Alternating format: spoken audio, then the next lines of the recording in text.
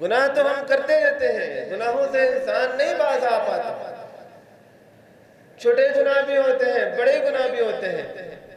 کچھ گناہ ایسے ہوتے ہیں جنہیں اللہ تعالیٰ اچھے اعمال کے ذریعے معاف کر دیتا ہے، اور کچھ کبیرہ گناہ ہوتے ہیں، بڑے گناہ ہوتے ہیں۔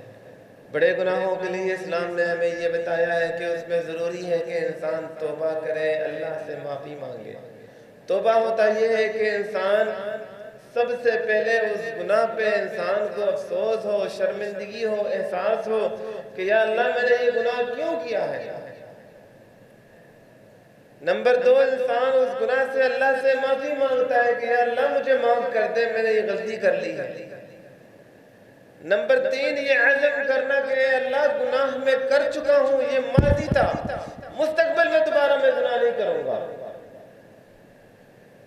یہ عزم کرنا، یہ ارادہ کرنا کہ آج کے بعد دوبارہ میں نے گناہ نہیں کرنا ہے۔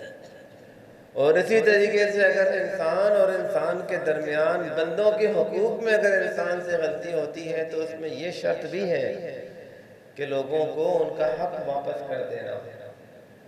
یہ توبہ نہیں ہے کہ کسی کا زمین ہڑپ لو اور مسجد میں مصلی بچھا کے اپنے گھر میں یا مسجد میں اللہ کے سامنے گڑگڑا کے اللہ سے معافیاں مانگو، یا اللہ مجھے معاف کر دے، یا اللہ مجھے معاف کر دے۔ یہ توبہ نہیں ہے۔ مزدور کا حق مار کے نماز پڑھ کے اللہ سے معافیاں مانگو کہ یا اللہ مجھے معاف کر دو، نہیں۔ کسی کے پیسے چرا کے اللہ سے معافی مانگو کہ یہ توبہ نہیں ہے۔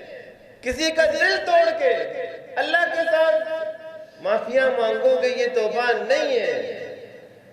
جب کسی انسان کے ساتھ زیادتی کرتے ہو تو اس انسان کو اس کا حق دینا بھی ضروری ہے، یا اس انسان سے معافی مانگنا ضروری ہے۔